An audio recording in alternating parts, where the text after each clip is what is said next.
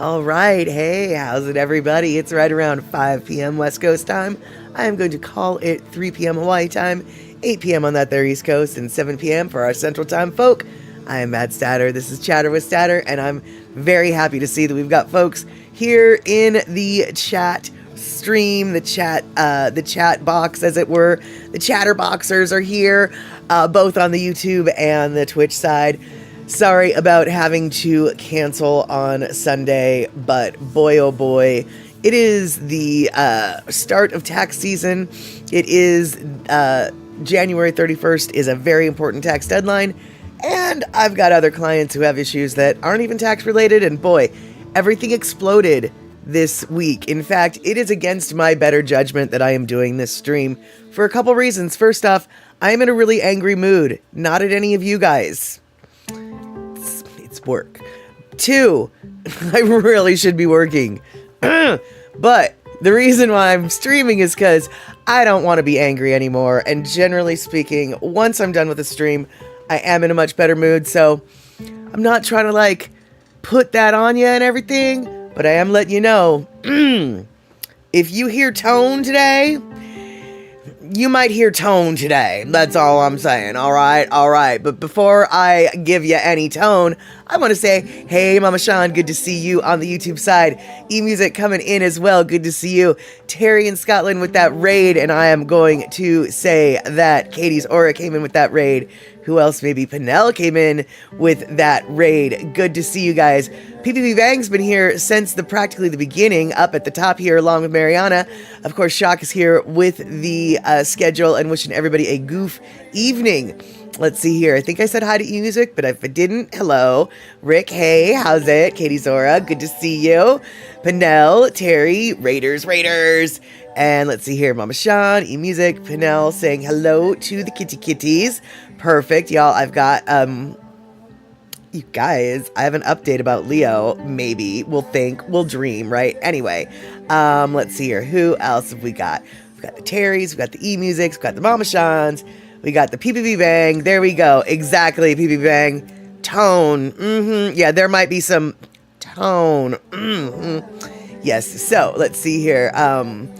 But leave the work stuff at work, but what do you do if you work at home? Exactly, Rick. What do you do if you work at home? You decide to put the work aside. You put it aside, and you go online, and you, well, you yell at people for no reason. You give them tone for no good gosh darn reason. No reason for the tone. Yet here I am giving you tone. All right, so, in lieu of tone, how about we get this party started?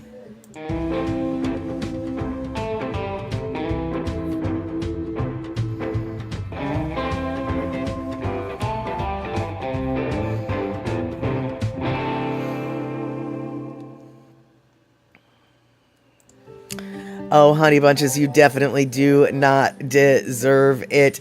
Nobody here who's a regular on our stream deserves the tone that I might be given. Now, if some rando troll here's the deal. I don't have time today. If some rando troll comes in, I might snap, okay? It's like, today is not the day. Do not test me, trolls, right? So, yes, you gave some tone to one of your banks on a missing 1099 thing today. Exactly. Sometimes the tone must be delivered. And Chuck, I appreciate your statement, and that is exactly what it should be. I do not condone the tone. I do not condone the tone. Yet here I am, full of the tone. So, all right. Now, I don't see Puzzycat here, which is too bad, because I feel like he would want to know this. But I'm going to tell you guys what I found the other day. Well, actually, no, I'm not going to. Okay, yes, I am. Here we go. Okay, you guys. I was on the Facebooks, and there was a post in my local town whateverness, and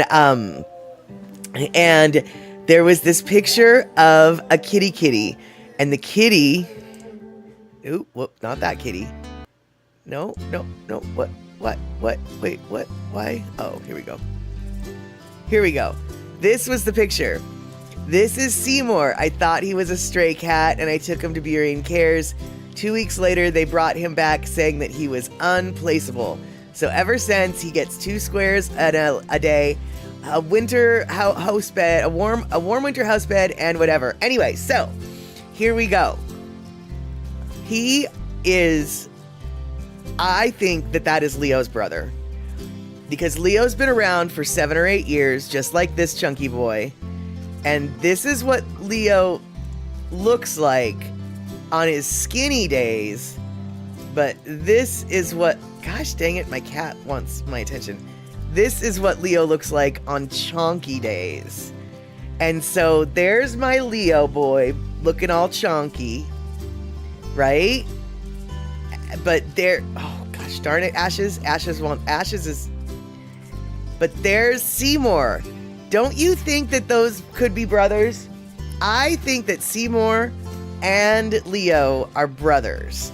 And so, and both Leo and Seymour are basically, somebody asked what unplaceable means, and basically just means that they're really too feral. They don't want a lot of human interaction. They might tolerate humans, but they don't really want a lot of human interaction. And that is exactly what Leo is. He will tolerate, but he's definitely not a cuddle bunches. And so we've got Seymour, and then we've got Leo. And then this is Leo in his skinnier days, but they've got the same little tan nose. The only difference is Leo does not have a white tipped tail.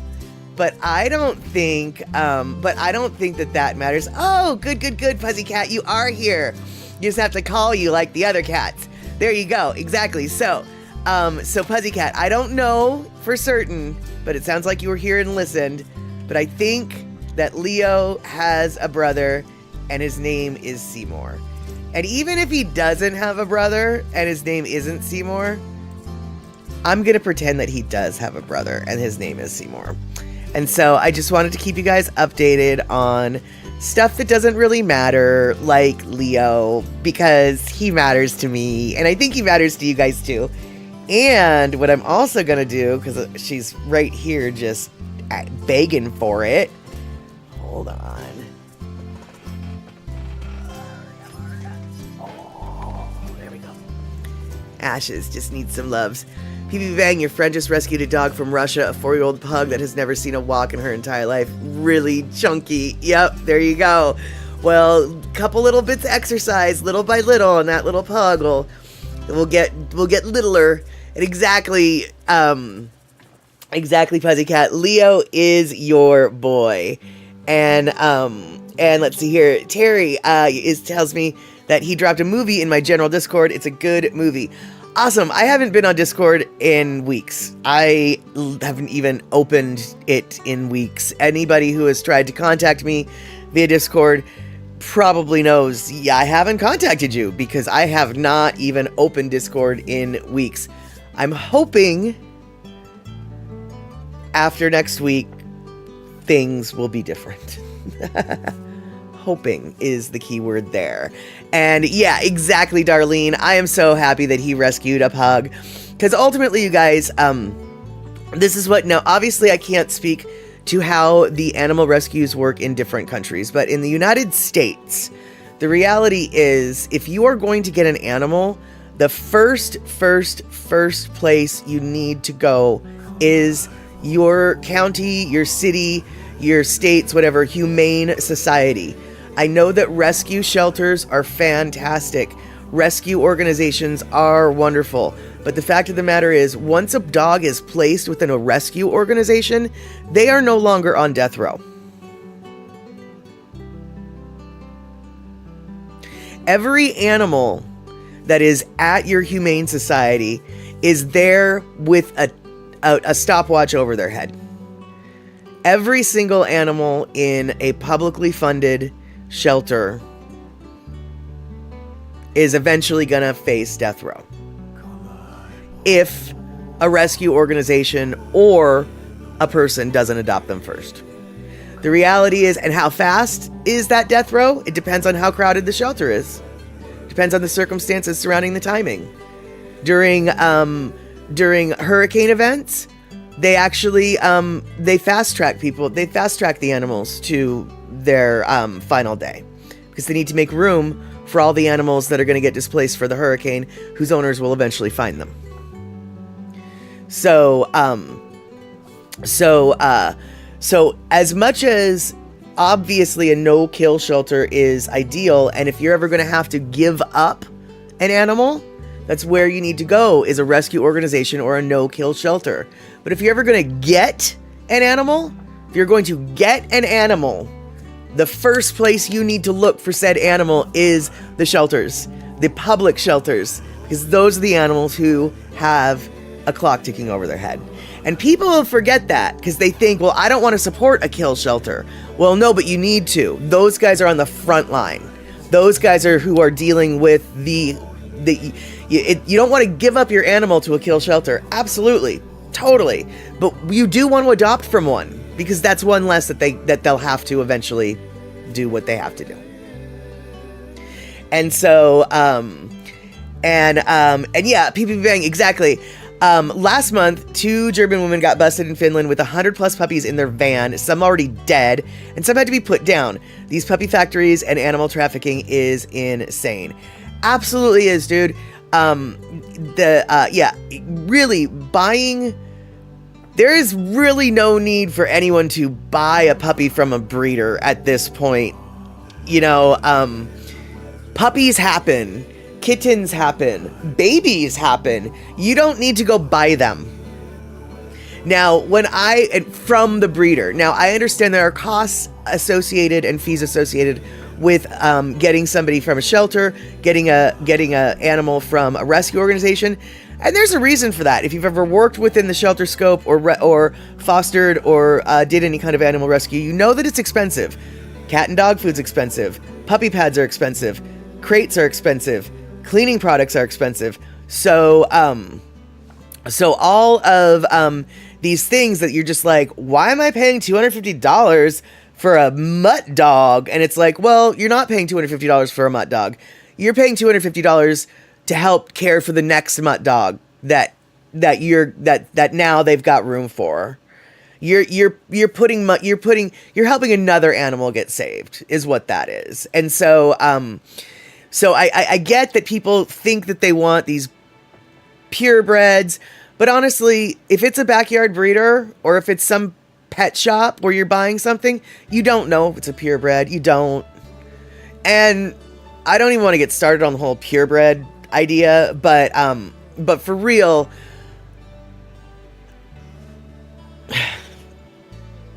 there really is no need to go to a breeder. And Pinnell points out another good thing. Costs thousands to buy from a breeder. It's $250 from the shelter. Thousands to buy from a breeder. And honestly, to tell you the truth, you guys, these purebred dogs oftentimes are so inbred, and in order to get the desirable show traits, that they end up with health problems.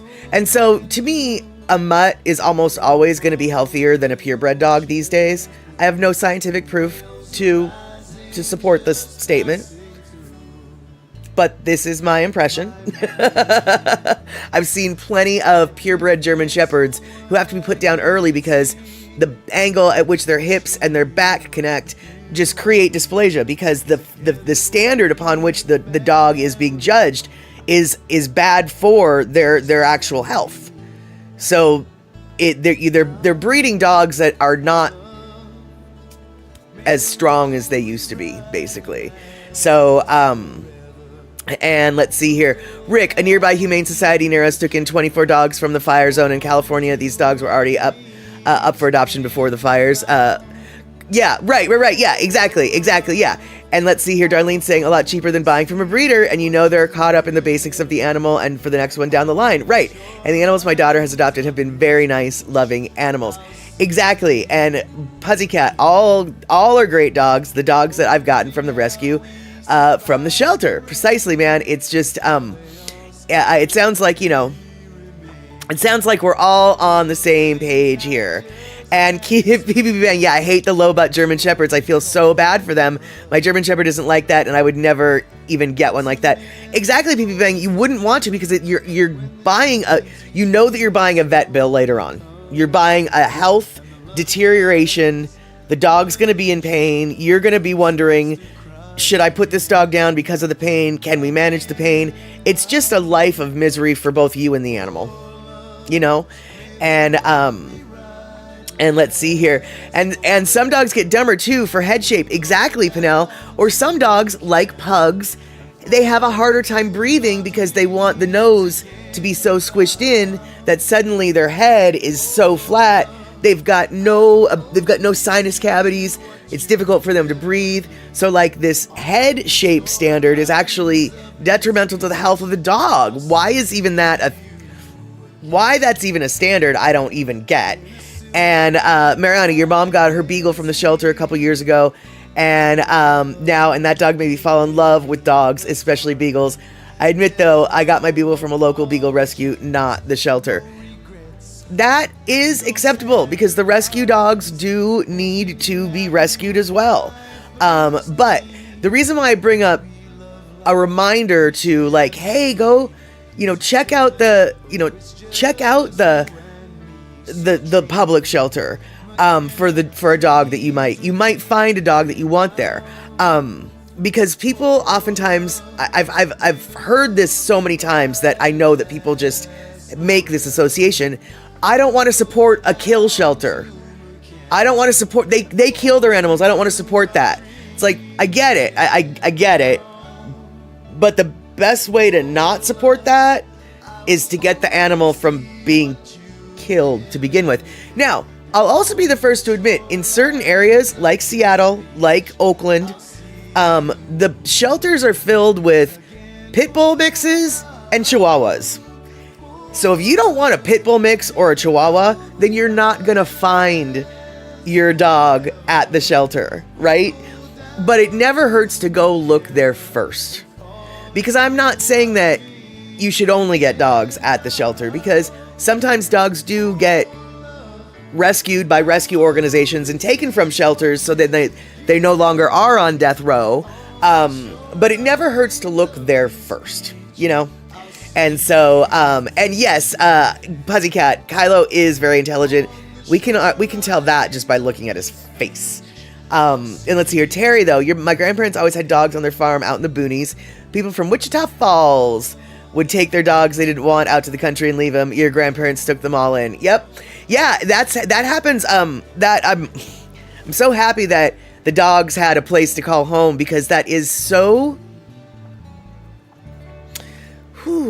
I don't want to get tone in my voice, but so many people, I mean, not so many, but all it takes is two, which makes it too many, abandon their dogs in the woods. When they don't want them anymore, they just leave them. I can't, that's what happened to my dog. She was a disabled dog, and her inability to walk became too much, I guess, for the owner to abandon. I don't really know actually what caused the owner to throw her and another dog out of the door and then drive off. But that is what people do, and it's just, I just don't get it. I just don't get it. But, exactly, Mariana, I'm Bob Barker, reminding you to help control the pet population. Have your pet spayed or neutered. That is exactly it. And so, I don't really even remember what got me on this tangent. Maybe it was Leo. But, yeah, thanks for listening to my soapbox, y'all. I didn't mean to be all like, rawr, but today is a rare kind of day. And Pinnell, your sister and husband found a red setter on the side of the road. Right. Sometimes humanity makes me go, rare. And let's see here. The Humane Society of Tampa Bay has birthday parties. My daughter attended a birthday party there and got to play with kittens and puppies, toured the entire shelter, and got to feed treats to the animals and play with all the cats. Oh, that sounds cool, dude. And it was a soapbox discussion. I absolutely accidentally got on a soapbox, but only sometimes. Anyway, here we go. We should be changing our skin. And you know what? That is exactly what we're doing, because welcome to the Year of the Snake. Today is Lunar New Year. It's almost over, actually, but Lunar New Year is today, and that is marking in what is called the Year of the Snake. The Year of the Snake is a year to shed our old skins and come up with new and better ways to live our lives. That is what the snake symbolizes. Moving forward, and so Year of the Snake. People born in 1941, people born in 1953, 65, 77, 89, 2001, 2013, or 2025. That is your year of the snake. My sister is a snake. I am not a snake. I don't remember what I am. I think I'm an ox. Yes, I'm an ox. My sister, though, is a snake. And you wonder to yourself, well, what do we do on Lunar New Year? What do we do? How do we celebrate? Well, you can do all sorts of things, but one thing you can do is you can eat food. You can eat food. And you're a tiger, Mariana? There you go. You don't know what you are, Darlene? Yeah, you know, if I had been thinking a little bit more clearly, I would have gotten a chart for all of that. But I did not. And so, if you want to celebrate Chinese New Year and you still got some time to eat some FUD, there are 7 lucky foods. There's actually more than just 7, but there are 7 lucky foods you can eat during Chinese New Year. Spring rolls bring wealth. Dumplings bring wealth.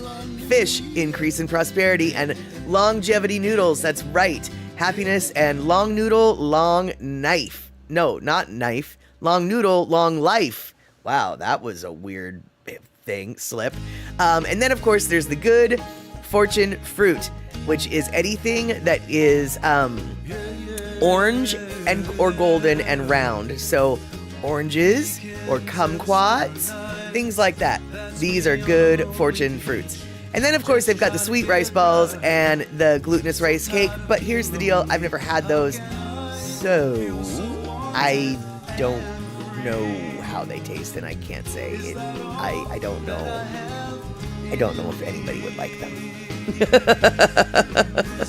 So Tiger is 1998 apparently, and let's see here. I don't have any of the charts, but I know that if you're born in 73, you are an ox, and there you have it. And let's see here. So what else do we have that I wanted to talk about? Yes. Speaking of food. Speaking of FUD, you guys, boop. Pringles is bringing out 2 new flavors in the United States. Darlene, 1953, this is your year of the snake, dude. 1953 is Year of the Snake. So yeah, if you were born in 53, you are Year of the Snake. This is your year. In Thailand, they didn't know that glutinous rice was gluten-free, so they wouldn't give me the dessert you wanted. Sorry, that's kind of funny, Shock. I mean, that sucks, but...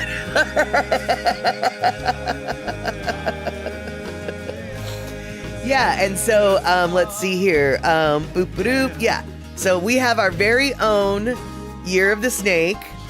And then Terry says 1954, Year of the Wood Horse. Let's see here. On my little chart, it just says Year of the Horse, but that doesn't mean it's not a wooden one. Last year was Year of the Dragon. So next year will be Year of the Horse. The year after that will be Year of the Goat. The year after that will be the Year of the Monkey. The year after that will be, what is that? The Year of the Rooster. then the year of the dog, then the year of the boar, and then it starts over and it's the year of the rat, then the year of the ox, that's me, then year of the tiger, and then year of the rabbit, and then back again to year of the dragon, which we just ended. Yes, 12-year cycles, exactly. 59, so let's see here. All right, hold on, maybe we can do this.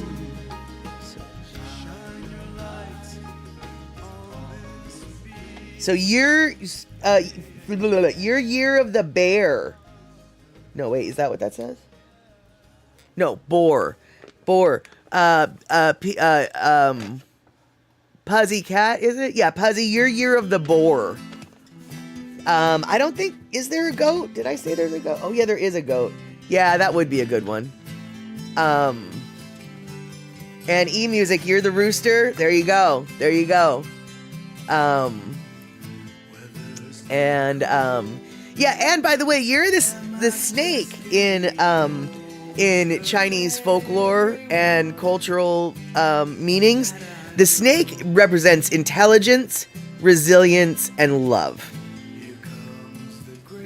So even though in the West we associate being a snake with maybe some less than stellar traits, in the Chinese culture, there's a couple of folk tales and myths and legends about a couple different snakes, but all of them point to strength, resilience, perseverance, and everlasting love. So there you go. And let's see here. It's easy to see I was born in the year of the horse. And all right, Puzzy, you'll be right back. Let's see here. But if you're born early in January, it doesn't match up to the year, right? At least Tiger, it's like starting in 20th something. You know what, PPP Bang? I think you bring up a good point. I don't know the nuances of that, but yeah, I can only assume that these dates are dependent upon when the Lunar New Year takes place, because it is a festival that does vary, from it varies by a couple days each side, as it were. I think actually it might even vary by a couple weeks, but either way, you're right. I do think that those dates aren't exactly exact as per our Gregorian calendar, or whatever the calendar is called that we use. And so let's see here. If your age is a multiple of 12 in 2025, you're a snake. For the most part, yeah, except for the people who were born January 1st through 28th. Right? Right. Oh no, did Automod say that we're not allowed to have snakes?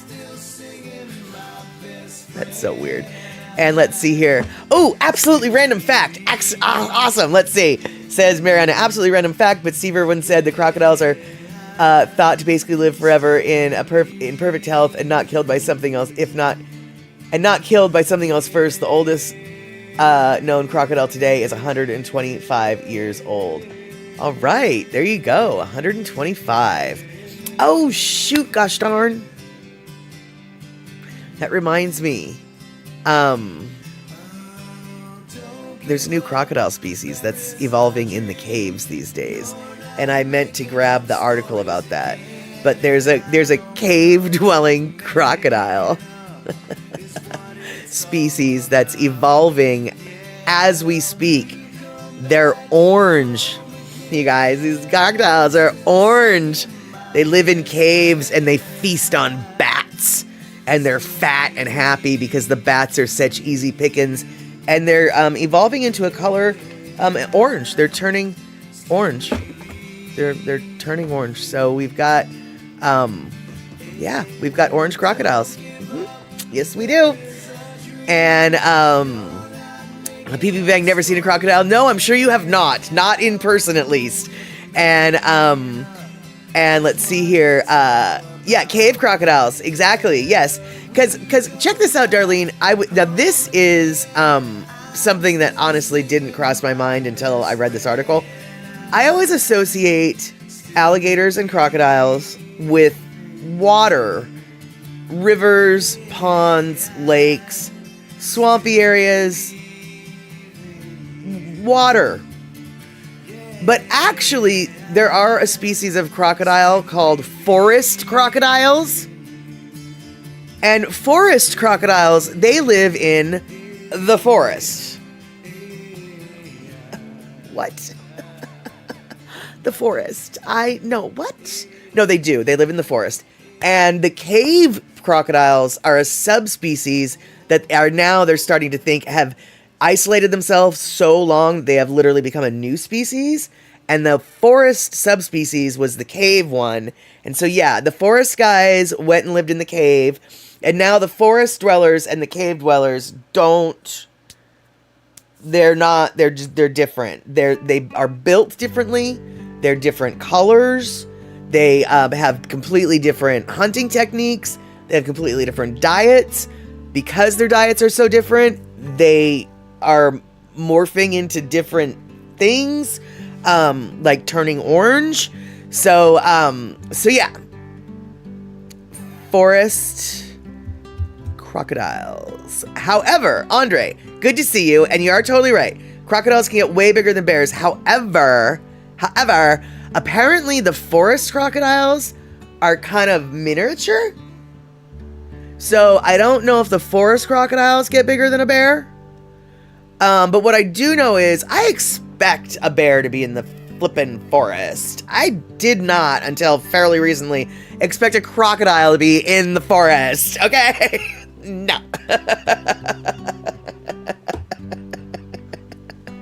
And right, exactly, Darlene. What? There's forest crocodiles? I had no idea. Like, yeah, exactly. And let's see here, Mariana coming in. For me, alligators are to crocodiles as bees are to wasps. I like alligators. I like bees. Usually will leave you alone if you leave them alone. Attack when threatened.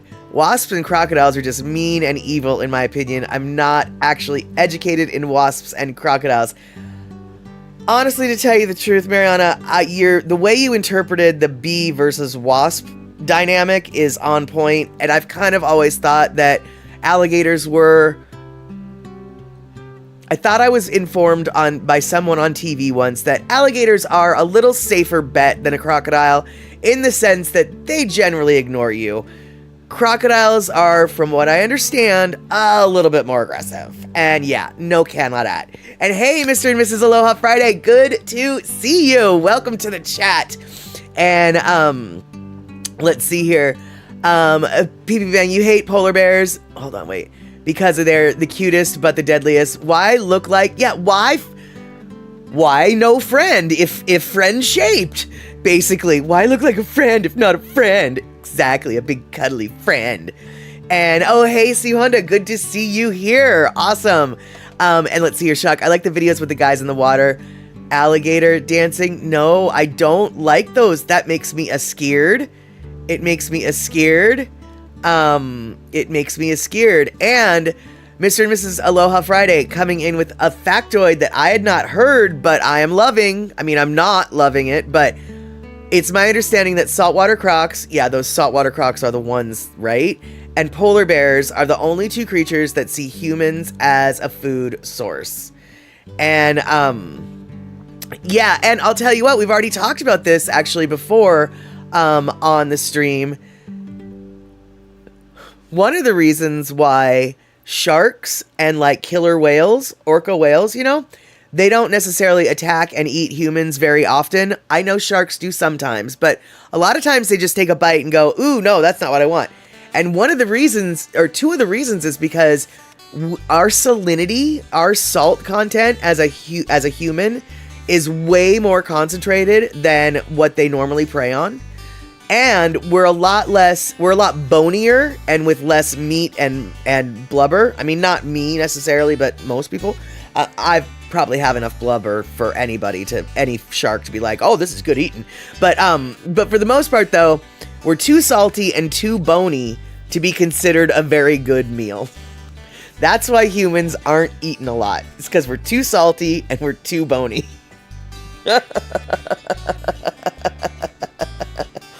And Picola T, oh, awesome. I just see that you came in, and you came in for your 39-month subscription. Super, super stoked. And Mariana, saltwater crocs are probably your biggest fear. I think that that's a valid fear, like for real, like that, especially where you live, but also everyone should have a fear of saltwater crocs. Just everybody, even if you live in Finland and the likelihood of running into a saltwater crocodile is less than 0, they still should have fear of the saltwater crocodile. And Pinnell, that's true. There are a few man-eating tigers still in India. The people in their areas see it as natural and good thing. Yeah, and actually, you're right, Pinnell. I have heard of that. And one thing I've heard or saw in a documentary, when you're riding elephants in the forests that are filled with the tigers that will eat you, they wear hats on their heads that have a face on the backside, so the tiger thinks that somebody is always, so it always looks like your back is never turned to the tiger, because it looks like there's eyes looking at the tiger, because the last thing you ever want to do is turn your back to a tiger. And so yeah, you're right, there are some tigers, I think, that still do that. And let's see here, Andre coming in with some World War II history. The Japanese were holding a place in Burma during World War II. The Japanese killed all the prey of the saltwater crocs, and the saltwater crocs went into hibernation because of lack of food, and the British finally attacked the Japanese, and they were retreated into the swamp area where all the crocs were asleep. The battle sounds and the Japanese troops running through the swamp at the end of the whole thing. And later on, about 1,000 Japanese soldiers were eaten by the crocs. Wow, that is pretty crazy. That's pretty crazy. Let's see here. You've seen some pretty big gators in the river at the bottom of your street. Yeah, see, and that's why I don't want to be living by in a van down by the river. And let's see here. The Champawat tiger was a man-eating tigress which purportedly killed some 200 men and women before being driven out of Nepal. She moved to the Champawat district in the state of Uttarakhand.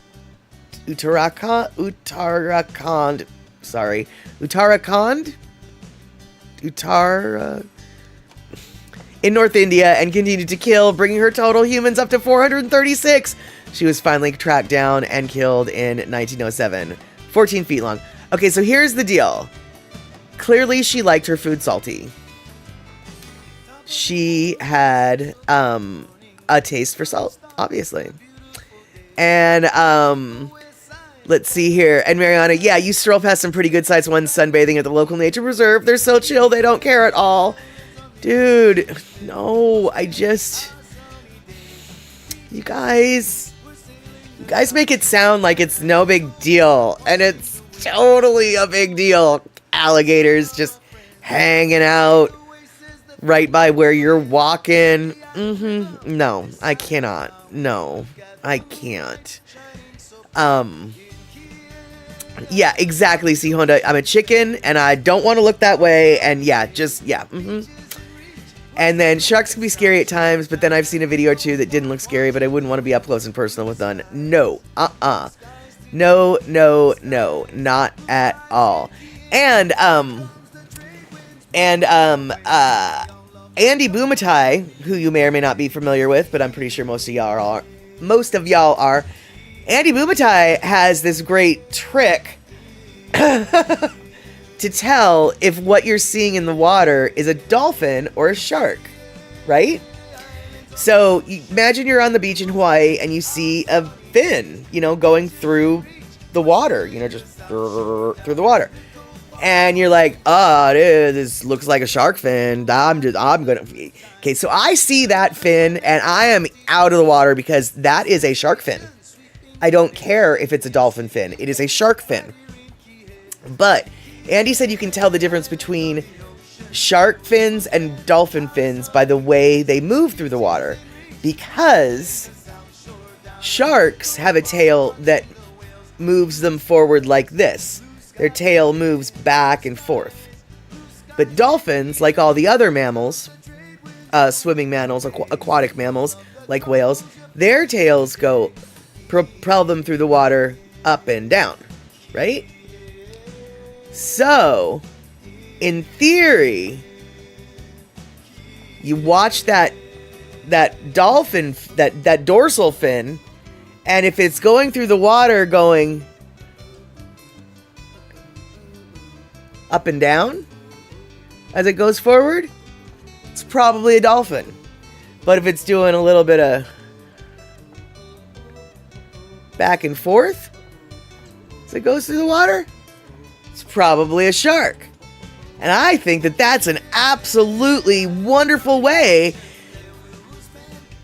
to tell them apart while you're still standing on the shore, because I'm not gonna risk it. I'm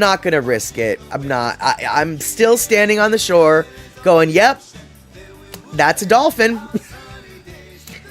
I'll still be on the shore though, because that's a shark. I don't care if that's a dolphin or a shark. And Andre, thank you so much for giving that gift sub to PBB Bang. And exactly, Rick, the key word here is probably. Right. I'm not going to be... Yeah, Picola T, I'm not going to be in the water long enough to distinguish side to side or up and down. I know, when Andy, you know, like, gave that little hint or whatever, it was just like, says someone who's gone surfing with sharks. Like, I don't and can't and no, I won't. No. I mean, yeah, he makes it sound so, oh, whatever, this is how you tell. And it's like, no, this is how you tell. I tell with binoculars on the shore.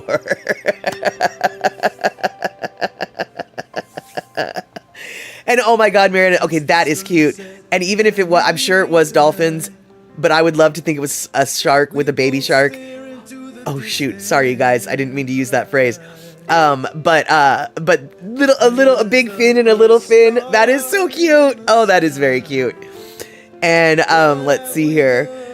You've always been more worried about the palm-sized animals in the water that will kill you in minutes.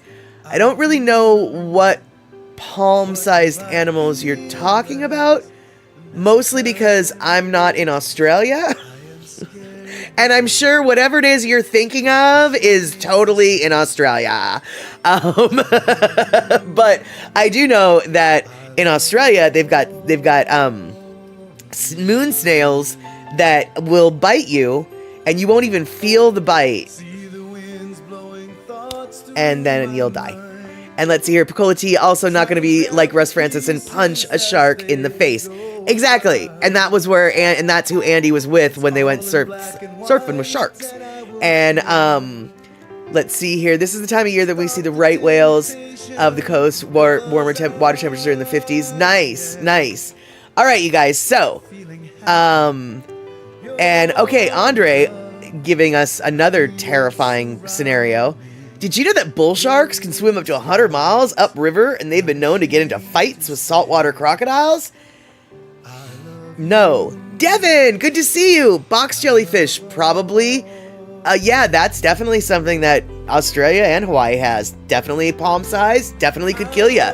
Absolutely. But before we die, we're gonna listen to some Lono. How about that? Okay, let's do it.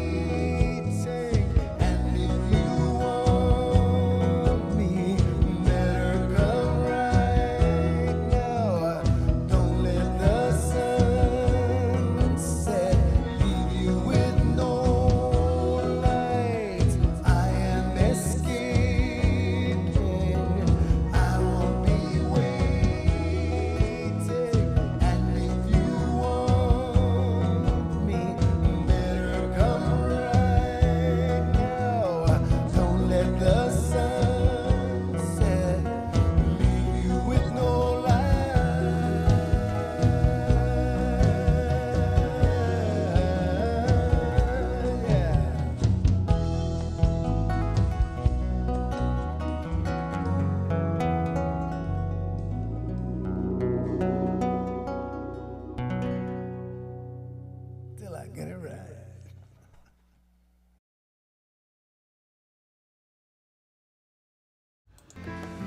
All right. Oh my God. We've got like a major hype train situation. Thank you so much, Terry. Thank you so much, Andre. Thank you so much, C Honda. And let's see here. Well, okay, Terry, Andre. Yeah, everybody. Yeah, thank you guys so flippin' much for the gift subs and for the biddies and everything. Let's see here. Pussycat, you've caught lots of sharks off the beach and on the piers. Yeah, sharks are pretty easy to catch. We've got a lot of species of sharks in the Puget Sound here, and I've definitely seen more than one get pulled up when people were fishing for other things. So, all right, you guys, we have a guest in the studio today. His sister already graced our presence, but now Mr. Man is in the studio. I think he wants to be acknowledged because he's injured. He is such a scrapper. He's been walking for the last week on limpy legs. He's got a hitch in his get along. He's got all sorts of wounds. All sorts of wounds from a fight that I don't know who he got in a fight with, but he won. And so here is Mr. Dusty Kitty being Mr. Dusty Kitty. So I figure he should come say hello. And let's see here. PB Bang, for a second you thought you were describing you. Nope, not unless you're Mr. Dusty here. So we'll get him back on the table. And there we go. Yeah, Dusty is getting a little bit blacker in the winter. He definitely, I don't know what it was. Last winter he didn't darken up, whereas this winter he is darkening up again. It seems like this last summer he got really light, but it was sort of like 2 years worth of bleaching.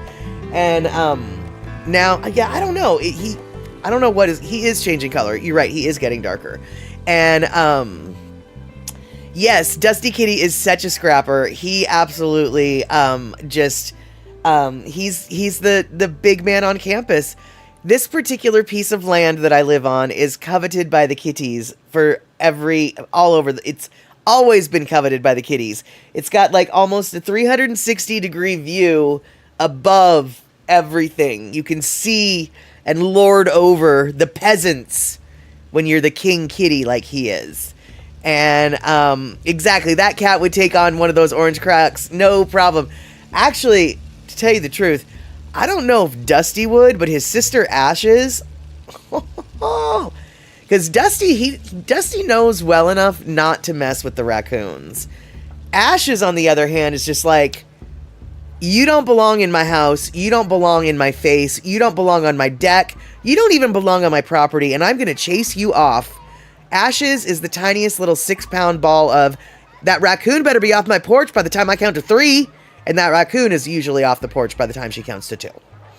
Yeah, she is a little bit of a roughie in there. I don't know what kind of scare tactic she has put in with those raccoons, but those raccoons listen. And Andre, thank you so much for all those 600 biddies. This hype train is going on and on. And let's see here. The cities can no longer put salt in the water up here, says eMusic. Wait, hold on. What? Salty where you're, but not way up here. Wait, I'm confused. Why is it salty? Oh, gotcha. They turned my red car white with all the road salt they dump on the roads up in where you're at. Got it. Okay. And Devin, I imagine an orange croc just like the shoe. Yeah, when I was saying orange croc, actually, that is what I was envisioning too. And eMusic, I have to say, I am very glad to know that they're not using salt anymore up in your area on the roads. That does make me happy, because I do worry about, and I know salt has been used for decades, so like, why am I worried about it now? But it's like, you're not supposed to salt the earth. It's not good.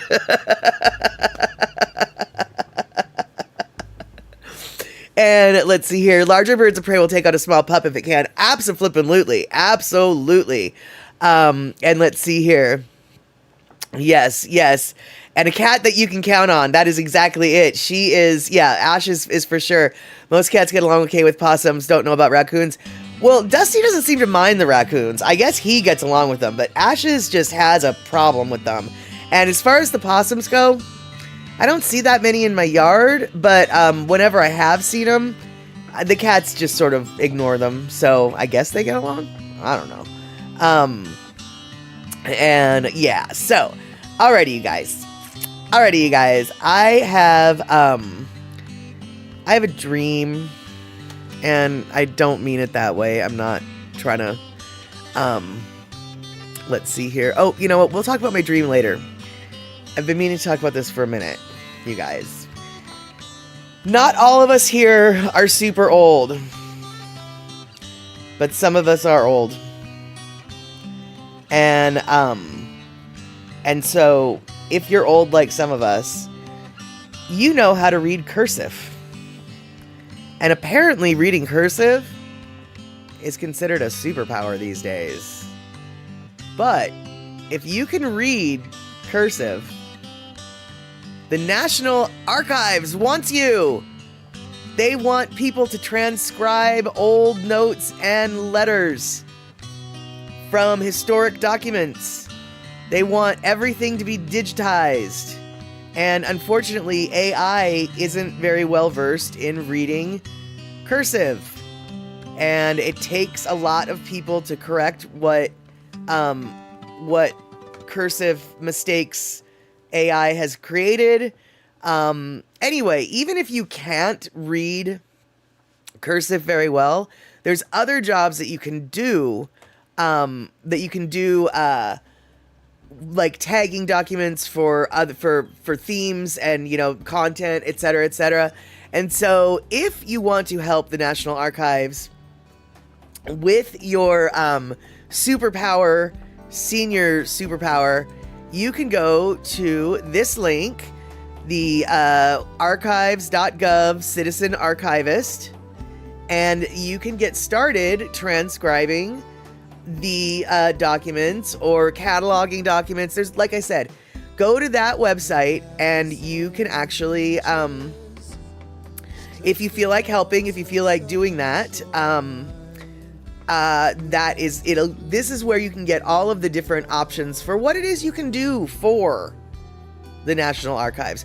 Because some of them are, like Shaka's saying, have already been transcribed, but there's still sections where they're like, we're not sure this is really what this says. Can we get a second set of eyes on this one? So, it's a piecemeal work. No one person is really doing it. It's a collaborative effort. And so, and Pussycat, you have good penmanship. Awesome.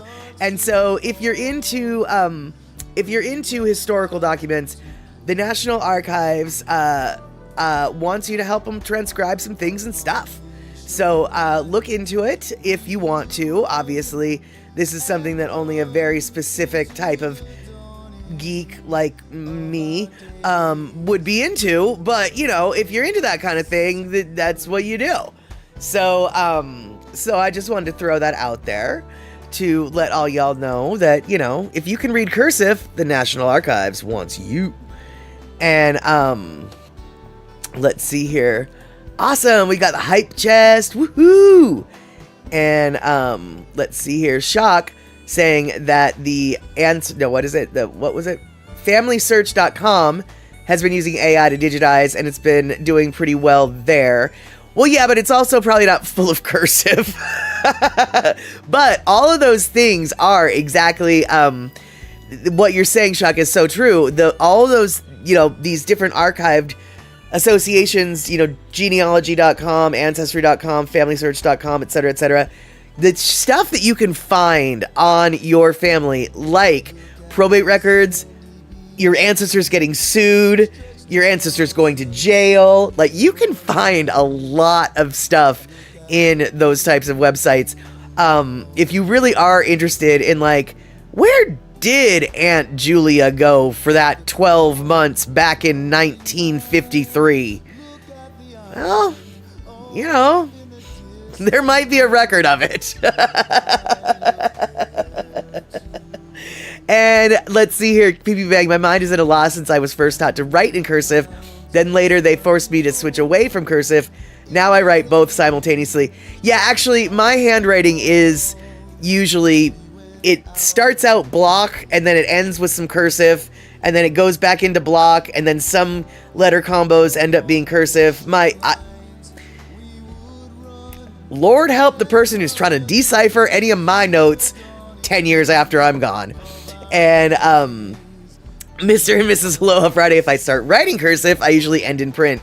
King Henry would have our heads. Yeah, exactly. For the watered down cursive we write. That is exactly it.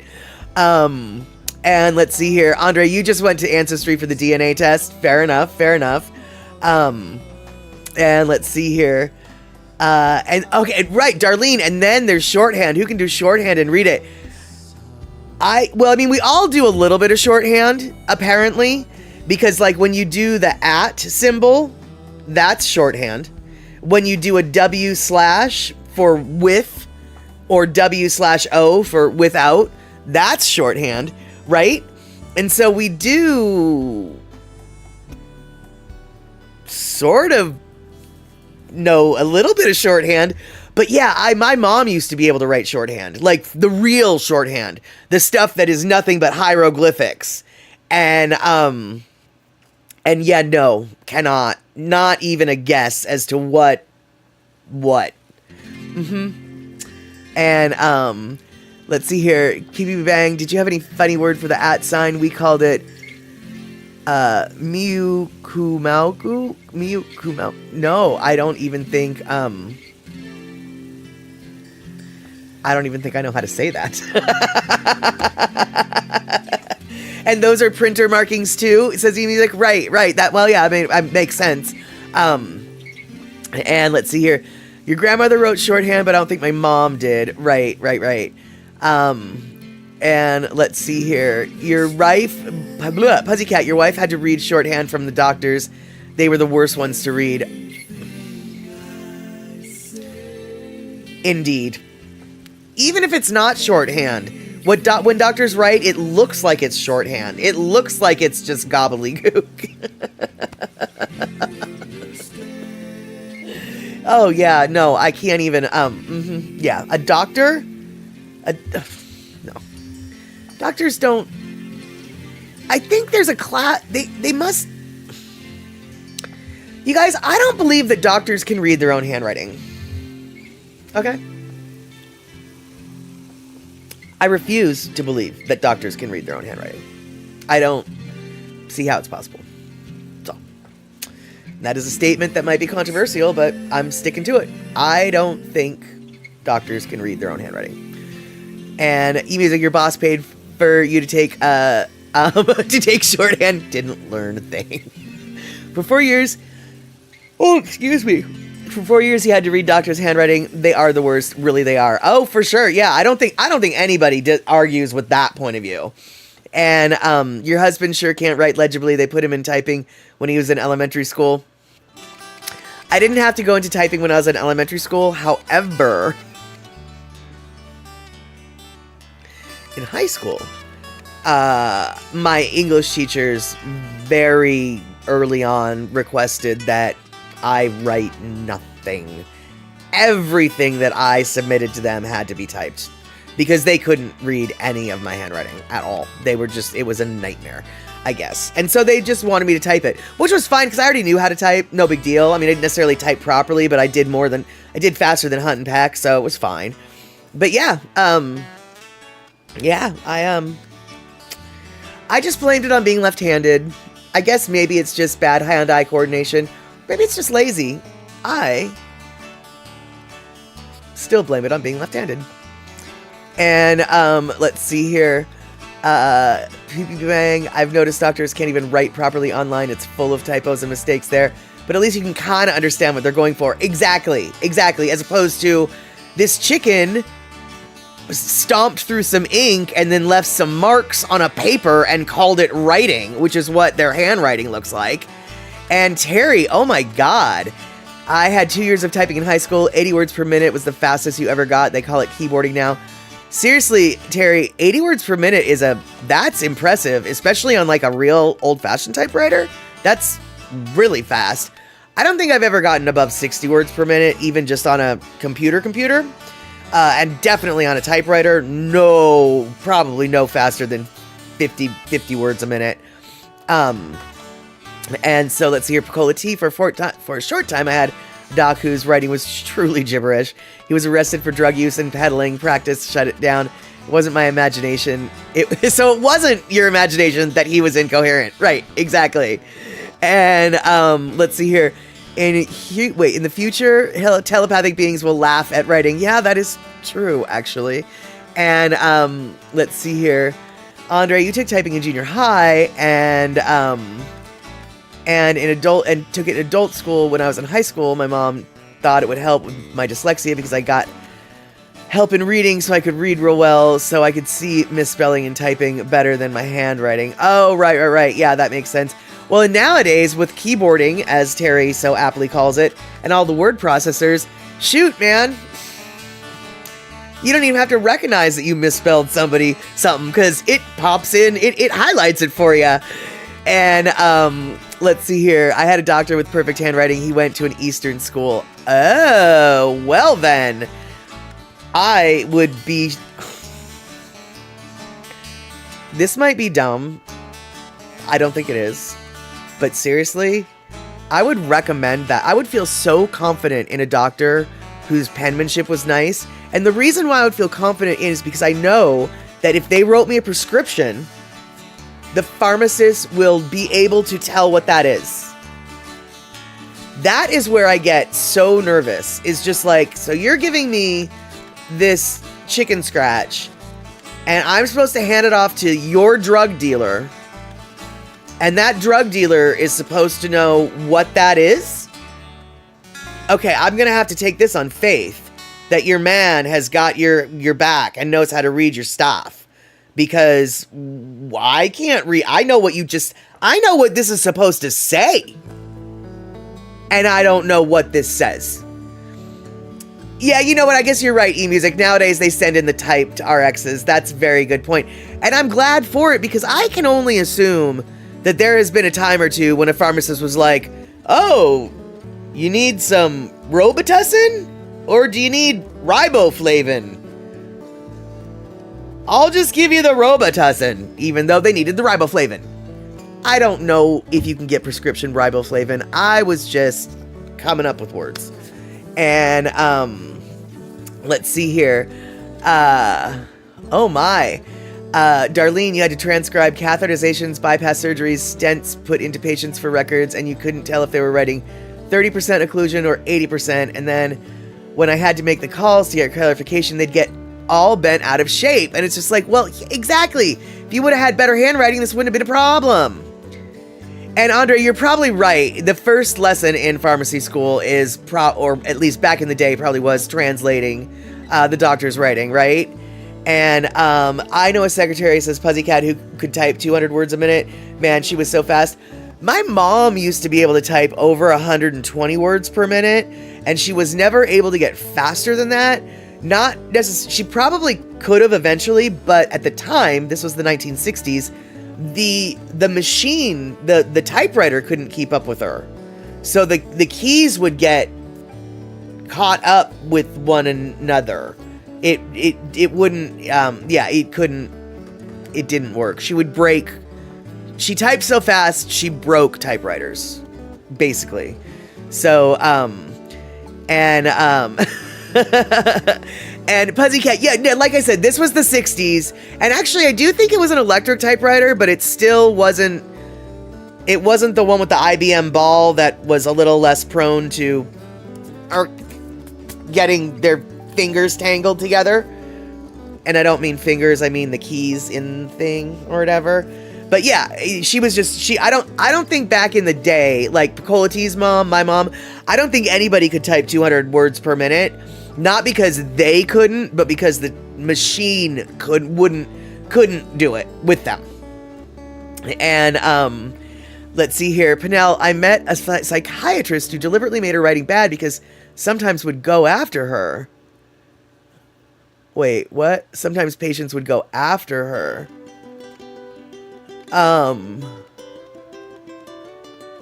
So wait, that confuses me. Why would... That sounds real sus. Why would changing your handwriting keep patients from going for you? And why would the patients be going for her anyway? I'm so confused. And Darlene, there's translation of doctor's writing, but I refuse to guess on the actual medical occlusion reports of the procedures and stuff. I wasn't guessing at any of that, nor should you. That's definitely not a good thing. And let's see here. Terry, we used to type to music in typing class. Our teacher, Mrs. Harrell said it was all in the rhythm. She topped out at 90 words per minute. Nice. I see. People seeing psychiatrists might not be stable, but if they can't read what you're writing, they can't get mad. Okay. Now, see, I had to have it spelled out for me. I get it now. Oh, God. That's intimidating is what that is. Yeah. All right. So, you guys, I have a crazy, crazy, crazy dream. Okay? And since PP Bang is here, but that's not who I meant to say. Since Puzzycat is here, and Puzzycat also has a dream, sort of similar, but a little different, I want to tell you guys this. You guys. There's a 2-bedroom condo across the street from the beach in Waianae right now, and it's for sale for $49,000. $49,000. It's in Waianae, across the Farrington Highway, on the beach. The catch is, shocked. Now see, this is and isn't a catch. The catch is, it is a leasehold property, and the lease is going to be up in 2034, which means this property is basically only going to be it's only going to be around for probably 9 years. But let's run the math. $49,000 divided by 9 years divided by 12 months is about $500 a month in rent. Plus another $580 worth of homeowners association fees. So for about $1,100, you would have a 2-bedroom place to live in for 9 years on the beach in Waianae. Yeah, it's a leasehold. It's not going to be there in 9 years. The lease determinations will be changed. They might tear down the building, whatever. You're not buying this as a buying piece of property. What you're doing is you're looking at it as a rental for yourself. And it's the cheapest rent you're going to find in Hawaii right now. So if you and a friend each had an extra $2,500, $25,000, you can literally buy a 2-bedroom condo that you can go vacation at anytime for the next 9 years. Or you can rent it out month by month via Airbnb, etc., etc. You'd go broke paying the electric bill. Fair enough. There's obviously other expenses to be other expenses to be taken into consideration. But Rick, precisely, you going to short-term rent that 2nd bedroom? Another good point. See, here's the deal. Let's just say I had the extra money to do this. Let's just say I did this. I would then move down and I would have an extra bedroom. What could I do? Could I rent that bedroom out for probably $1,000 a month? That's fair market rent right there for the property. That $1,000 pays my homeowners association and basically pays for the amortized monthly payment anyway. And so, the crime rates have increased quite a bit. Absolutely. This is a 2nd-story apartment, so you're not on the floor. And Pecola Tea, exactly. I could rent out the Burien house to cover the Waianae lease. Exactly. And so what I'm saying here is normally leaseholds are not a good property to buy. I get that. But if you go into this purchase with the idea of you're not buying it to appreciate your portfolio of assets, you're not buying it to have 25 years from now, you're just buying it so you have a vacation home. And Andre, exactly. The crime rate in Hawaii is nothing like here on the West Coast. Precisely. Like, I'm not, yeah, the crime rate, actually, I'm not that worried about. Considering where I live, I'm definitely not that worried about it. But well, right, exactly, Chuck. I'm not in the place for doing that either, but I do have a dream. And so, here's the deal. This is, what part of the property looks like. Let me get to where I can show you. Okay, so first off, it's 666 square feet, which I love, okay? But here we go. Let's see here. All right, so this is the living room area. This is where the condo is located. And so that is the Pacific Ocean with some white sand beaches. The road is the Farrington Highway, and then there's like maybe one more block, and then you're at where you're at. This is the doorway entryway. This is the tiny little kitchen, which actually, by the way, is a huge kitchen in comparison to mine. Yeah, 666 square feet, dude. That's why I feel like this is meant for me. And then we've got a microwave.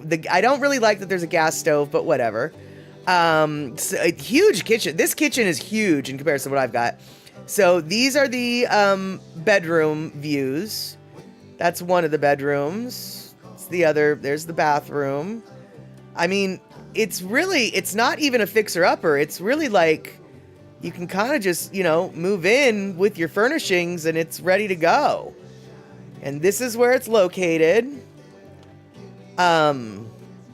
This is where it's located, and there's the Farrington Highway. This has got a little bit better picture of the beach. It's a nice looking beach, and I'm not seeing a whole lot of tourists out there, which to me is a bonus. And then, yeah, there we go. There's there's a little bit of reef, but further down the beach, not so much. So, I'm just thinking for 40, let's see, can I do this? How do I do this? No, I didn't want to do that. All right, I can't manage to get it lower. Or wait, hold on, maybe I can. Hold on, let's see what I can do here. Oh, that didn't work. All right, well, anyway, it's at Redfin. It's 50 grand. That is the address. And so I just wanted to share with you some of my dreams. And I don't know whether or not it will actually happen. I'm thinking it probably will not. But to me, it just doesn't seem like... I know that buying leasehold condos is not what people want to do, because they're generally trying to buy a condo to be their home, and they're trying to invest in real estate that will appreciate in value for their future. But $50,000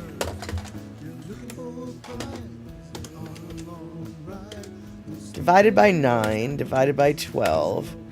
Yeah, you're looking at, it's the equivalent of $462.96 worth of rent.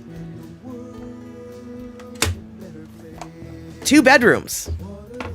$462 per month is what it amortizes out to, And how much do you need to worry about tsunamis and stuff there?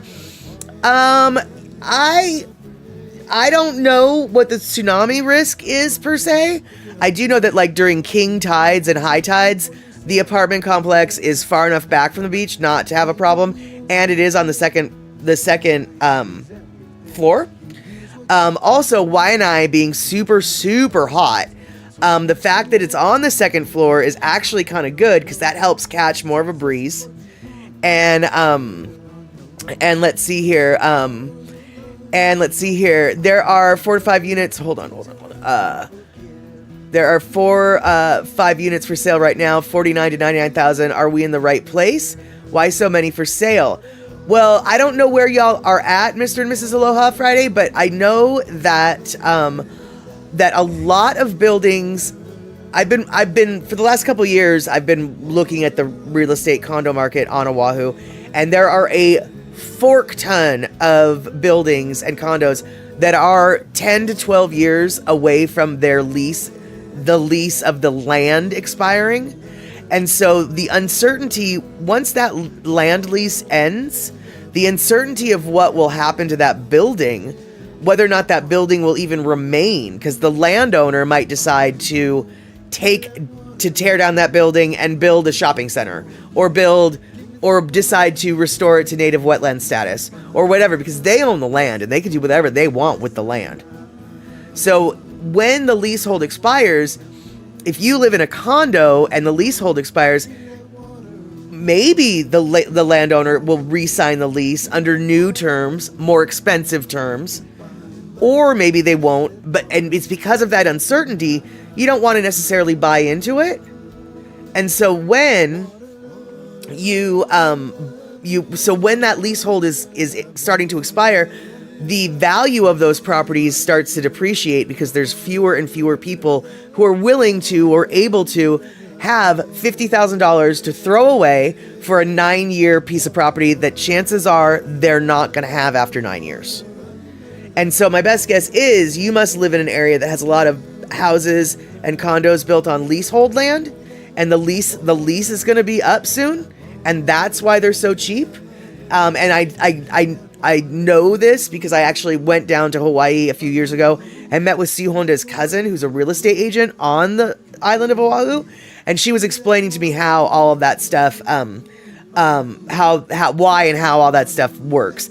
And so if you guys are interested in real estate, by the way, on Oahu, I definitely recommend you hitting up Sue Honda so she can hook you up with her cousin Joy.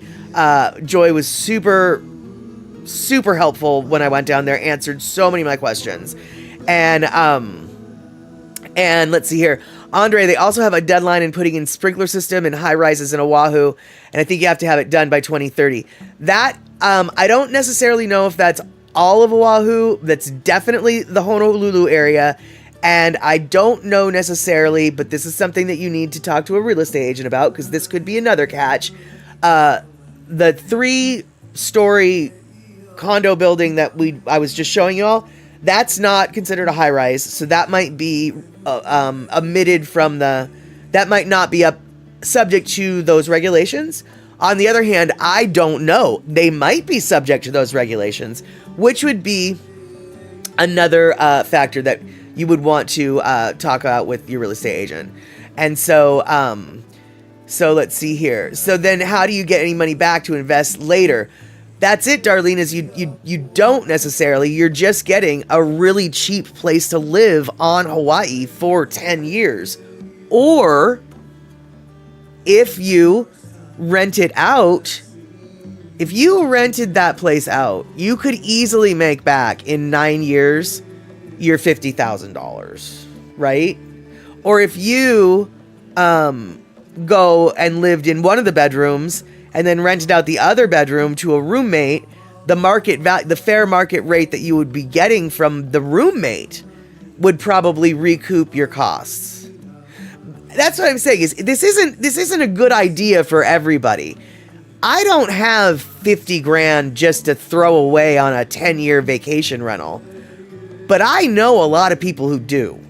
And I don't necessarily know them as in I'm friends with them, but I know them because I do their taxes and I see their income and I see their wealth and I see their money and I see what they spend every month. And $50,000 is something that I've seen people spend on restaurants in a month. If you can afford to spend $50,000 on restaurant bills, you can afford $50,000 for 10 years worth of a cheap beach next to beachfront, property, right? So, yeah, exactly. There comes the tone. Yeah.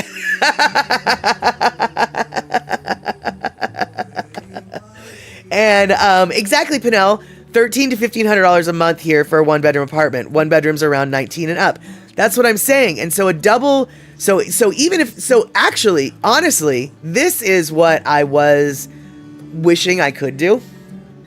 I wish I did have 50 grand that I could buy that condo outright. And then you know what I would do if I was rich enough to do that? I would rent it out to a local family for under market rate. Because 2 bedrooms in Waianae, 2-bedroom condo like that in Waianae, is probably at least $2,200 a month. At least. We know what housing costs on Oahu. 2-bedroom condo, it's easily at least $2,000 a month, right? Well, okay. My costs are $1,200. I'll charge $1,700 a month for that 2-bedroom. Get a local family that's trying to make ends meet. Just, throw them a bone. Yeah, it might not be there 9 years from now, but for 9 years, I'll have a place to live. Right? I mean, if I was rich enough to be able to do that. Right now, I'm just rich enough to dream. PPP Bang, honestly, my cats are one of the major things that is making me not just walk away from my house and go move to Hawaii with the money that I have from, selling the house, walking away with a big old wad of cash and just starting over. It sounds like something that I actually would love to do, but I've got these cats, and the cats are actually what is keeping me here. Not even gonna lie. Because first off, they would hate it in a condo without being allowed to go outside. And second of all, I'm not even sure the cats would be allowed in the condo, because a lot of condos don't allow pets. So there is that.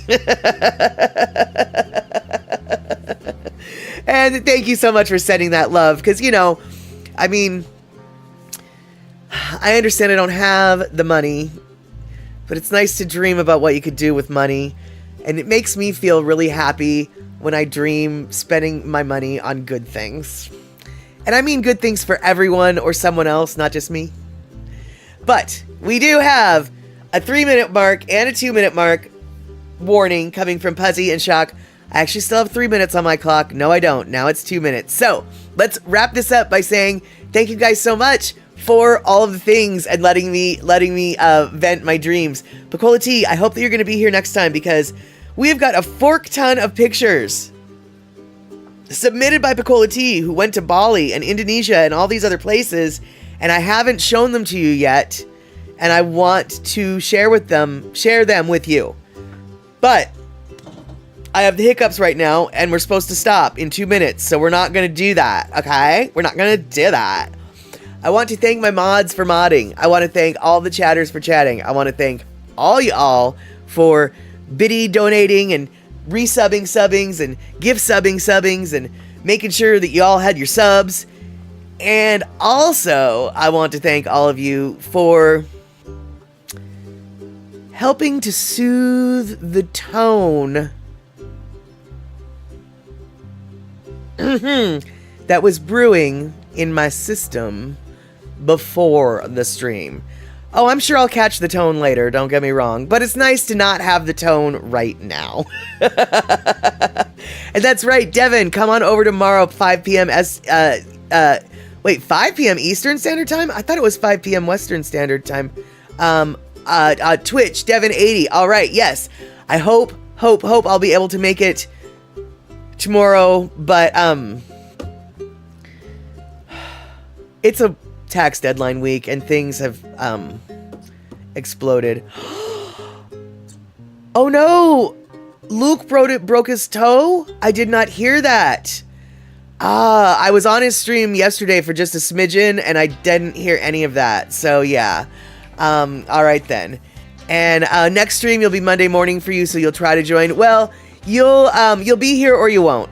And Luke broke it 2 weeks ago and finally went to the doc. Oh, wait, you know what? I think I do remember him telling. I didn't know that he broke it, but I heard that he hit it. Or maybe it's coming back to me now. And Devin's like, wait. I don't know why we're waiting, Devin, but did you give us the wrong time? Pacific Standard Time. That's what I thought, baby doll.